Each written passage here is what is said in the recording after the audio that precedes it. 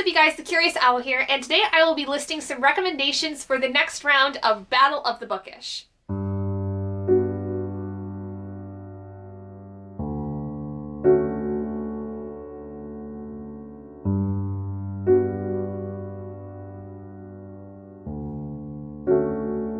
So if you did not watch my announcement video for the next round of Battle of the Bookish for January 2023, this theme is going to be centering around literary detectives. So we have 3 teams for this round, which include Hercule Poirot, Sherlock Holmes, and my team, which is Harry Dresden. So this video is basically going to go over all of the prompts we have for the entire readathon, which includes the general prompts as well as each of the team prompts, with my own personal recommendation based on the prompt that I have in terms of what I think would work best based on either what I know of the story if I've not read it, or if I have read it, what I think would be best fitting for those if you are looking for any kinds of recommendations to fulfill some prompts. And hopefully some of these books I recommend will be in your taste, but always keep in mind that reading tastes are subjective, so if you don't care for a recommendation I have, totally fine, but hopefully this will give you at least some ideas of where to start. The first thing we're going to do is go over all of the general prompts, which if you're not familiar with how Battle of the Bookish works, the general prompts stay the same for all of the readathons because they are basically really easy prompts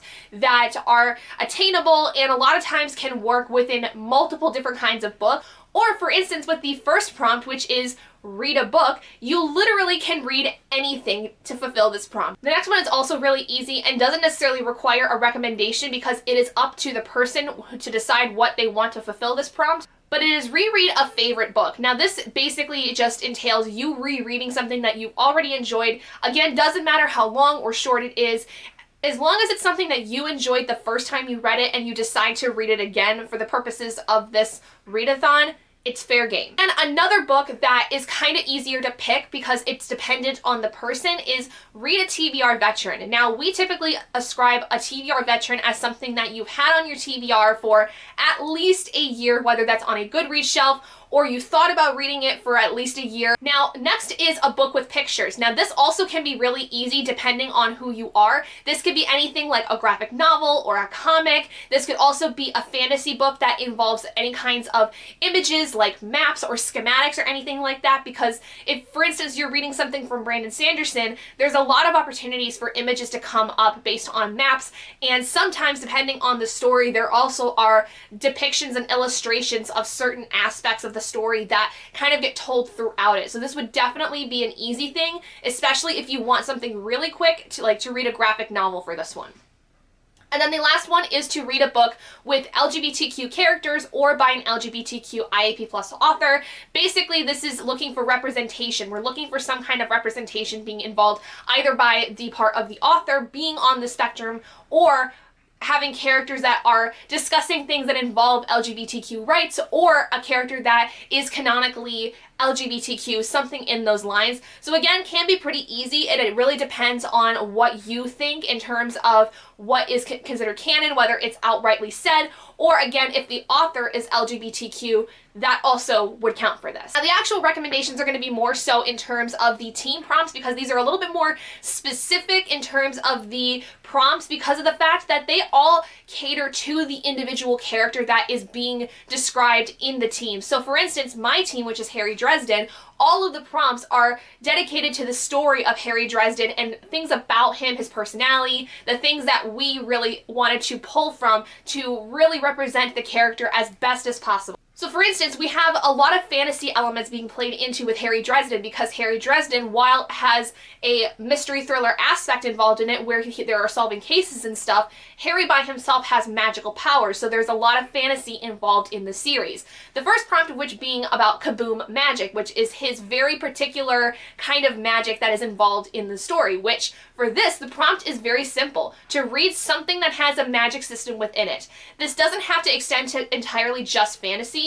If there is some kind of magical aspect being brought up or things seem fairly magical, this would count. My personal recommendation would be like Lake Lore by Anna Marie McLemore. This is their newest book, and I read it recently and I really enjoyed it, and it does have a lot of very fantastical elements within it without really ever being fully expressed as magic, but there's some things involved in it that I think would definitely count toward a magic system. So personally for me, if it has something to do with magic or magic in some kind of sense where it's a little iffy if there is magic or not, like magical realism, that would count for this prompt. The next prompt is young magician, because in the story of Harry Dresden, Harry ends up gaining his powers at a very young age. And for this, we are asking you to read a middle grade story. My personal recommendation is the Arusha series by Roshani Chokshi. This is so fun. If you like Rick Riordan, like his Lightning Thief series or the Apollo Trials or anything like that, he has an entire imprint that is dedicated to bringing different voices to the platform in terms of writing their own mythologies and mythological stories based on those mythologies.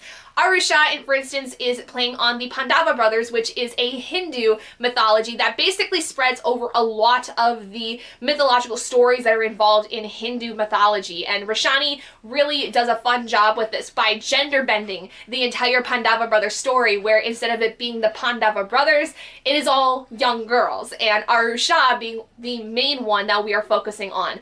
And it's very fun, very cool to read. The characters are very funny, and it's just a perfect middle grade story, especially if you're looking for something that's going to be quick-paced, easy to fly through, and just really fun overall, like I said. The next prompt is the Winter Knight's Mantle, which I believe, if I'm not mistaken, was some kind of like big event that happened in the Dresden Files that was like pretty catastrophic, and in a lot of ways brought up a lot of the magic that's involved, which kind of gave it like a superhero moment, for instance. So for this, we decided to go with something that is a little easier for a lot of people, which would be to read a graphic novel. Especially you are more of an adult reader and would be interested in this, my personal recommendation is to read Saga by Brian K. Vaughan and Fiona Staples. This is my go-to graphic novel for any recommendation because it is so fun, but again, it is very heavy on adult content, so be aware of that going in. There's like sex, blood, gore, violence, drugs, all that kind of stuff. So just keep that in mind if you're looking for a graphic novel. This is much more of an adult story, but very fun, very easy to fly through. It's a graphic novel, so it'll take you maybe a couple of hours to go through at that. And just honestly, you could crank through the entirety of the story with the 10th volume having been released here just recently within like a day. It is entirely possible. Next prompt is the blue VW Beetle, which is Harry Dresden's car that he drives apparently. He's a very hardened person, but for some reason he likes to drive around a blue Beetle. I don't know why. I thought it was funny though. So for this one, we are picking a book that involves travel. So this can extend to a fantasy where there is a journey that involves characters going on some big journey, or this could be a contemporary where somebody's going on a road trip, or any kind of travel, even if it's like, for instance, a sci-fi where there's interplanetary travel, like people going from one planet to another or one galaxy to another, totally works as long as there's some kind of travel involved. Now, if you guys don't know me at all and you're a little bit newer, you might not know that one of my most favorite fantasy stories of all time is The Lord of the Rings. And I think this is so fun in terms of a hero's journey because this is literally the blueprint for all fantasy. This is the story that created the entire fantasy genre that J.R.R. Tolkien started. It is so fun, and every time I think about this book, and it's even more specifically the movies, I will say, it is always a small part of my body that just gets all warm and fuzzy because of the fact that it is so fun. It's so fun to be able to watch the characters go through this entire journey, and really, again, was the start of that hero's journey aspect of most fantasy stories that you read anymore. So I highly recommend this if you've never read it before. I will say I know a lot of people when they're trying to read it now have a hard time with the language, but if you even just watch the movie, it would be fun to do because of the fact that this is a very fun story and it has some really heartbreaking moments, and it's so fun and everything that I love about fantasy. But I highly recommend the books because I think that they really exemplify a lot of the tropes and things that are involved in fantasy today that would not be here if Lord of the Rings had never happened. The final prompt for Harry Dresden is Stormfront, which is the name of the very first novel in the Dresden Files. And for this, we are asking you to read the first book in a series. So if you're looking to start a new series in the month of January to start off the new year, this is the perfect opportunity for it. So for this one, I'm gonna go with another fantasy because I recently read this, I think in like November, and I really enjoyed this. And I think this is also a really good start to a series, and that is Upon a Burning Throne by Ashok K. Banker. This is the first book in the Bird to Empire saga. This is a very chunky fantasy, I will say, but it is a wonderful beginning to a series because it's kind of one of those stories where a lot happens over the course of this entire book, and you almost wonder how exactly it's possible for there to be more to the story. But by the end of it, you're kind of left like, wow, I need to read the next book because there's still so much to be developed, but how much more can be developed and what exactly will be developed over the next couple of books. And this is, I think, the first book in a set trilogy. I don't believe there's going to be any more after the third book, so this would be a really good series, I think, to start with. So next we're going to go over the Sherlock Holmes team prompts. So again, this is going to be 5 prompts that are going to be dedicated to helping describe the character of Sherlock Holmes, who is one of the most well-known literary detectives that there ever has been. The first prompt is Dear Stalker, which is the name of the hat that Sherlock has. Apparently it has a name. I was not aware of that, but the little hat that he wears is called Deerstalker for some reason. And unfortunately though, a lot of times in a lot of especially adaptations or fan art that is made of Sherlock, there's not really any mention of Deerstalker in general. So for this prompt, we are asking you to be a little creative with this, to find a book that has fan art that is sometimes a little different than how probably most people think of the character. This also though could just extend to a book that has a lot of fan art for it. You know, something like A Court of Thorns and Roses. There is a ton of fan art surrounding this series. There's so much to be done, and honestly, they're absolutely beautiful and actually fit more of what the story is. But if you also find something where like the fan art or the adaptations are very different, but there's a lot of it, that also works. Is violin, which is an instrument that Sherlock tends to play a lot. It is something that he uses in a lot of ways to kind of help him get through thinking through the different cases, especially in like the Sherlock Holmes adaptation that was done with Robert Downey Jr. There is a scene where you see him plucking a little violin from time to time as he's processing through the information. So for this, we're asking you to find a book that either features music or something involved with that in the title. Now this could be that the title is representative of a lyric from a song or mentions something about music, like if there's a book called The Sound of Music, for instance, like that would count. Or if the story focuses entirely around music or a character is involved in music in some way in the story, that also will count. For violin, my recommendation is actually If I Stay by Gail Forman. This is a young adult contemporary that features a character who in the beginning of the story is vying for, I believe, a cello scholarship, so it's like a really big part of her life and her story. Next prompt is pipe, because Sherlock is known for having his little pipe that he carries everywhere. For this, we're also asking you to be a little creative because we're asking you to find a book that has a character that has a bad habit. Now this could be something that is involving, you know, drugs, alcohol, smoking cigarettes, you know, anything like that, or even something a little bit less, you know, catastrophic in terms of a habit, and something a little bit more irritating maybe. Something that you would find as being a bad habit, like somebody biting their nails or chewing too loudly or anything in that regard. A character that has a bad habit, I would actually go with Alloy of Law by Brandon Sanderson, purely because one of the characters, I believe it's Wayne, has a really bad alcohol habit and gets himself into trouble a lot, which also I would consider to be a bad habit. The next prompt is Watson, because there is no Sherlock without John Watson, one of the most well-beloved side characters of all time,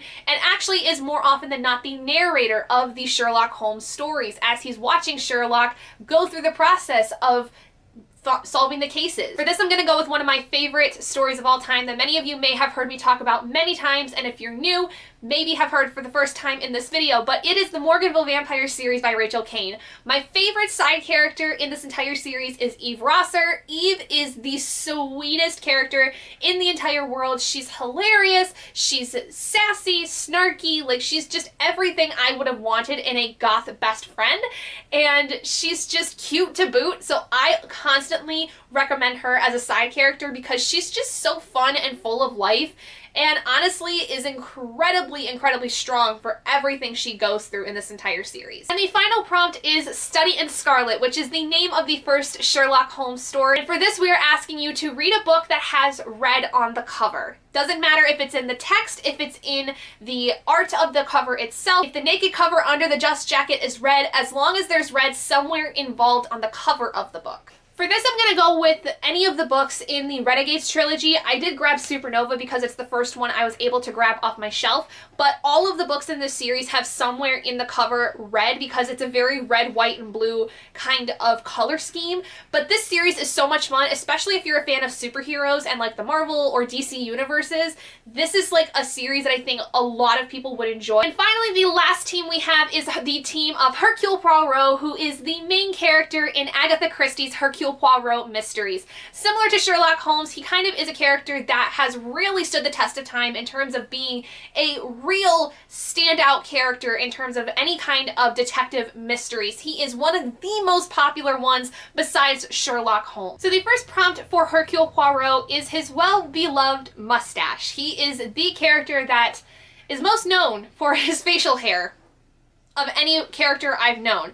So for this, we're asking you to read a book that also has a character that is very prominently proud or is really described a lot in terms of having facial hair. For a character that has facial hair, I feel like a lot of romances tend to have this, but I can't think of one in particular where it's mentioned. So I'm gonna basically recommend romance as like a category because I do know that that is a big thing in a lot of those stories. The next prompt we have is eccentricities, because Hercule is constantly being told by various characters that he has a lot of eccentricities about him.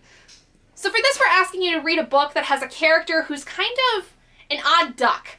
Someone who's a little off, means well maybe, but something's not right about them. For eccentricities or a character that's kind of an odd duck character, I'm gonna kind of go with something that most people would be familiar with, and that is Luna Lovegood. Think of a character that's like her. I'm not necessarily recommending the HP series by any means to read, but I will say that if you want a good example of what that odd duck character would be, Luna Lovegood would be kind of that thing you should be looking for. Next prompt is outside perspective, because for some reason, all of Hercule Poirot's books are told from a kind of outside perspective as if we're like following somebody else who's also watching Hercule, similar to how Watson talks about Sherlock stories, but we never know who this perspective is, and in all of Hercule Poirot's stories, it changes in terms of who is telling the story. So for this, we're asking you to read a book that has a very non-traditional setup in terms of perspective.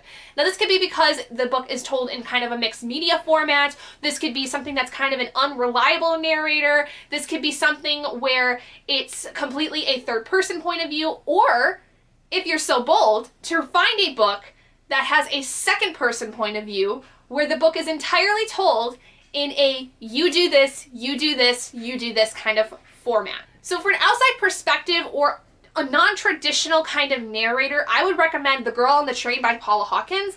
This is kind of an odd perspective because the main character herself is incredibly unreliable. She is unable to really remember a lot of things that happen because she's a drunk.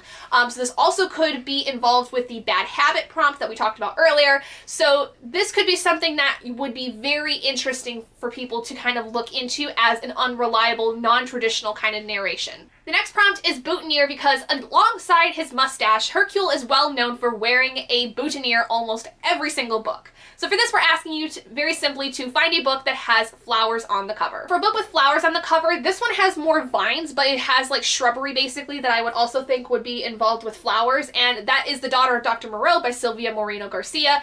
I really like this book. I think especially if you are a classics fan, especially The Island of Dr. Moreau by H.G. Wells. This is a modern adaptation of that modern in the sense that it's new to us, but it's actually placed in kind of what would be considered the same time frame on an island, like basically somewhere near Mexico, I think. And this is following mainly the daughter of the Dr. Moreau that was taken from the original story, and we learn about the island of the hybrids that he's created and all this other stuff. Like, it's very interesting. It's not necessarily my most favorite story ever, but I think in terms of a really interesting adaptation of a story, this would be one I would highly recommend for a lot of people. And the last prompt for Hercule Poirot is The Mysterious Affair at Styles, which is the title of the first book in this series for the Hercule Poirot mysteries. And for this, we're asking you to read a book that either takes place at an estate or a castle, mansion, something that is very grand and also makes itself very isolated, where the whole story kind of takes place in that area.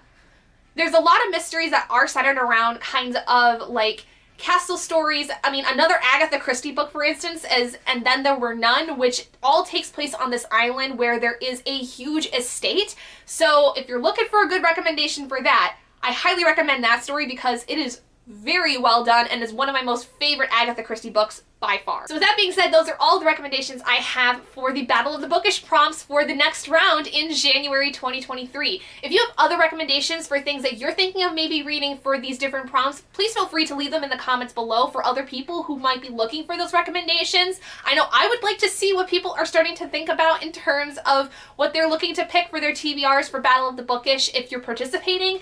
Otherwise, you can go ahead and let us know in our Discord. I will leave that link down in the description for you guys to go check out. Also, I will leave the Instagram for Battle of the Bookish down in the description because there will also be other things going on, things like recommendations and other posts relating to the readathon going on our Instagram. So be sure to go check that out as well. But that's all I got for today, guys. Thank you so much for joining me. If you guys did enjoy this video, please do give it a big thumbs up. And if you haven't already and you'd like to be and would like to see more content like this, go ahead and hit that button down below and subscribe to become an owlet in our flock.